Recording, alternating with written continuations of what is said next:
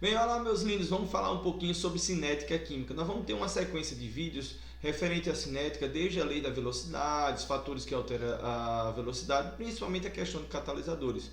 Então se liga nesses vídeos, tenta pegar a sequência, porque você vai ter uma noção do que é cinética química e os fatores que a influenciam, tá certo? Vamos lá? Nesse primeiro vídeo nós vamos falar da cinética química referente à velocidade média das reações, tá certo? É um início para a gente entender como é que funciona essa questão da velocidade, tá certo? Tudo tranquilo? Então vamos começar. Então, na sequência aqui nós temos cinética química, por definição, nós podemos citar que seria a parte da química que fala justamente da velocidade das reações. Boa parte das reações ela vai acontecer de forma lenta e de forma rápida.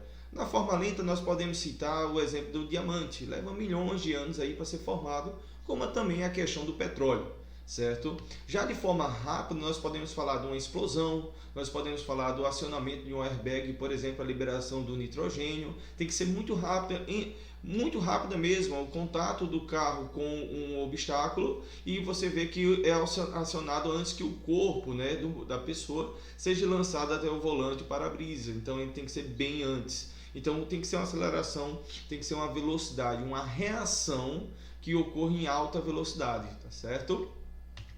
Outro ponto importante é que quando nós falamos das reações, lembrar que nós temos os lados dos reagentes, dos produtos. A dica básica é que a seta está apontando para aquilo que está sendo produzido. Então nós estamos apontando para os produtos. Antes da seta, nós temos os reagentes.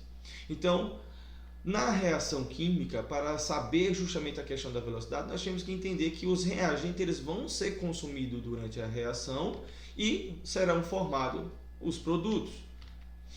Aqui nós temos a parte do gráfico. O gráfico ele mostra para vocês de uma forma bem simples. Nós temos o eixo aqui relacionado à concentração e o tempo com que essa reação veio acontecer.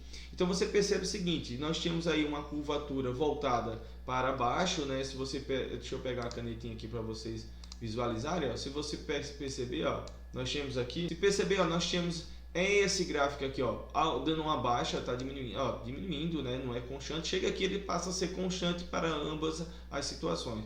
E aí o que é que você percebe? Nessa curva aqui ele está dizendo que é o dos reagentes. Por que dos reagentes, gente?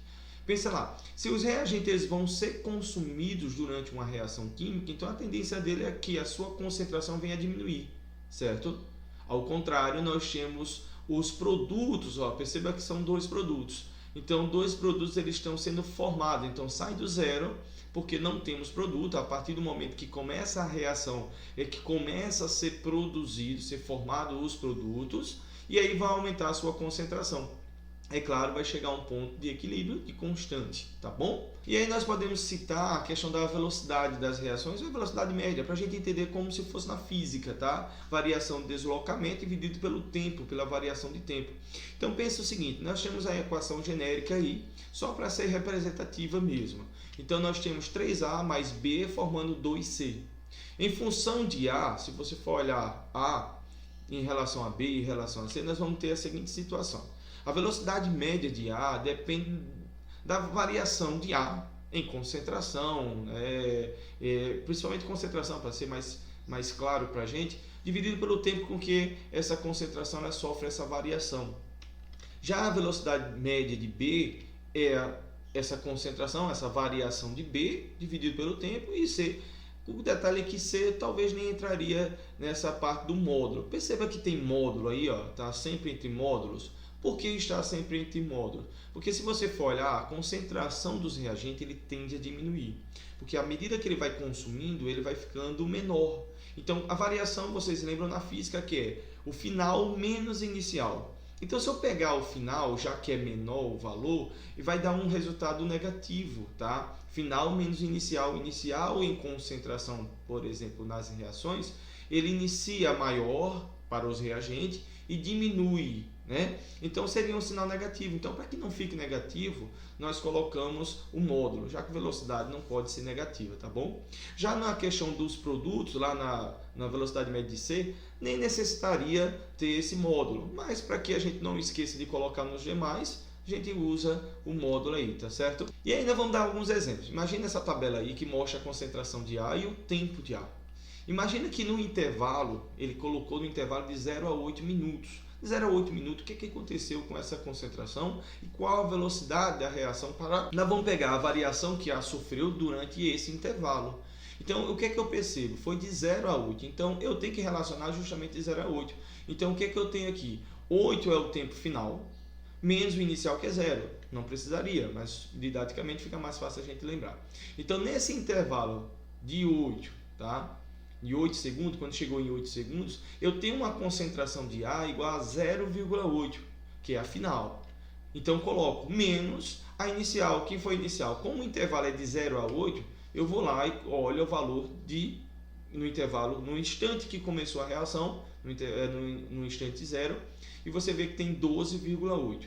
Então, fazendo essa conta aqui, 0,8 menos 12,8 dividido por 8, nós temos um valor aqui, deixa eu colocar aqui para ficar mais fácil, de 1,5 mol por litro vezes minuto.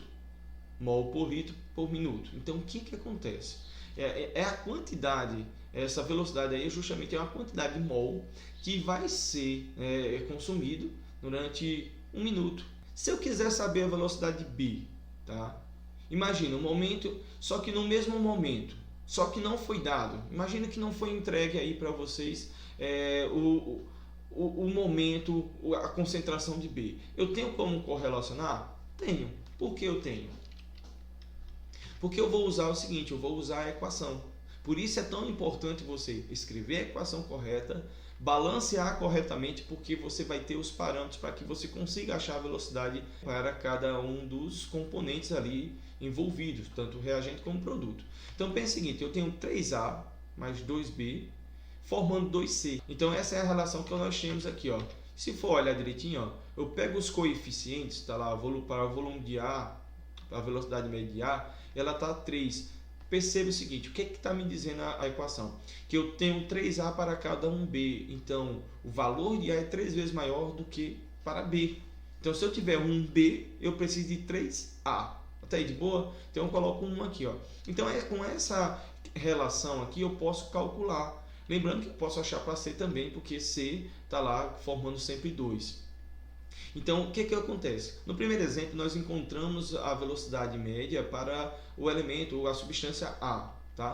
Então, vamos correlacionar com B. O que nós podemos fazer? Nós podemos fazer o seguinte, se eu pego esses dois aí, ó, perceba que o valor de velocidade média para a substância A, ela foi de 1,5 mol por litro minuto.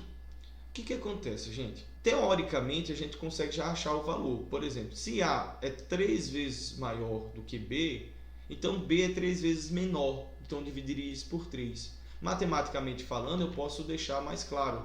Coloco o valor de A dividido por 3 e a velocidade de B, que nós estamos encontrando, dividido por 1, que é o coeficiente de B.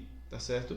Regrinha de 3. Então, meio pelos extremos vai dar justamente isso que eu falei. Ó, vai ter 1,5 dividido por 3, 0,5. Essa é a velocidade para a substância B, certo? Então você tem que entender que se eu não tiver o valor de uma, mas foi encontrado os devidos valores dos elementos contidos na reação, já tiver, eu consigo achar o próximo pela correlação matemática que existe entre elas. De boa? Então vamos fazer um exercício simples aqui para a gente entender? Imagine o seguinte, eu tenho uma equação, uma questão aqui, que ela foi feita pela PUC de Minas Gerais. Então, considere a equação. Ele deu uma equação, está balanceada já. Se ela não estiver balanceada, nós temos que balancear, não pode deixar sem balancear.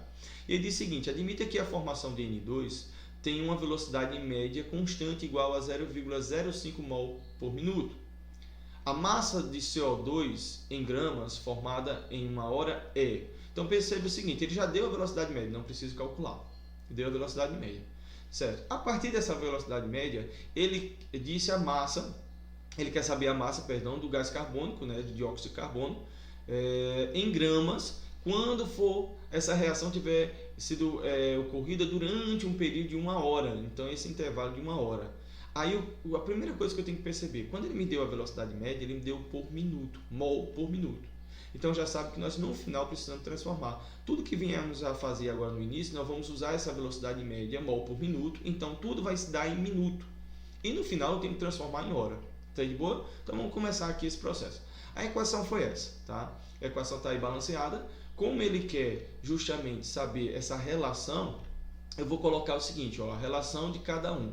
A velocidade média do NO2 dividido por 2, que é o tempo ali, que é o seu coeficiente, e aí para o monóxido de carbono, aí para o nitrogênio e para o dióxido de carbono, tudo bonitinho, tá? Lembrando que dióxido de carbono por 4. Como ele me deu um dado de uma determinada substância, eu vou relacionar com aquela que ele está perguntando, que ele está querendo saber um determinado valor. Lembrando que é em massa, tá? Mas eu quero fazer essa correlação. Como ele deu de nitrogênio, então eu vou fazer a relação de nitrogênio com CO2. Eu esqueço os demais, porque ali não me interessa, nem tenho informação sobre eles e não quero saber nada sobre eles, tá bom? Então vamos fazer essa correlação aqui, ó. Se você olhar direitinho, multiplicando meio pelo sistema, eu tenho isso aqui, né, ó.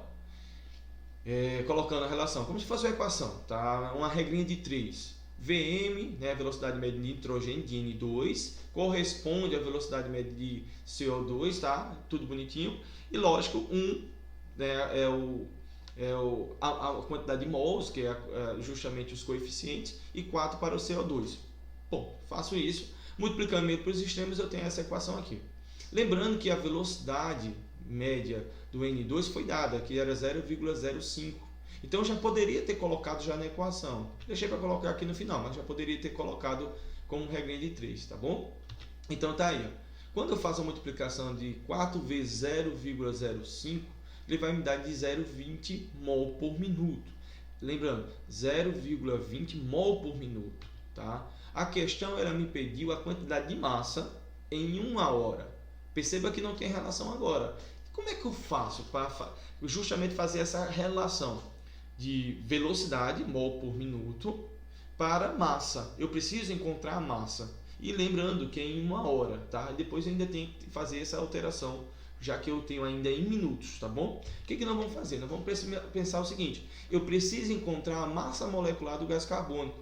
E aí você tem que lembrar que o carbono ele vale 12, como aparece só 1 na molécula.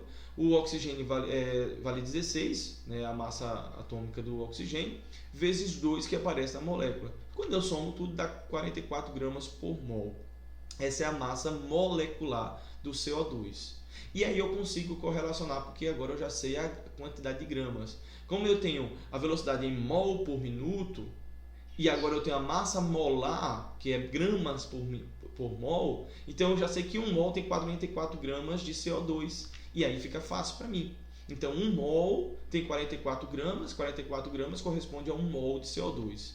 E aí se eu tiver 0,20 mol, quanto será em grama? E aí eu faço a regrinha de 3, multiplicando 44 vezes 0,20, eu tenho 8,8 gramas por minuto.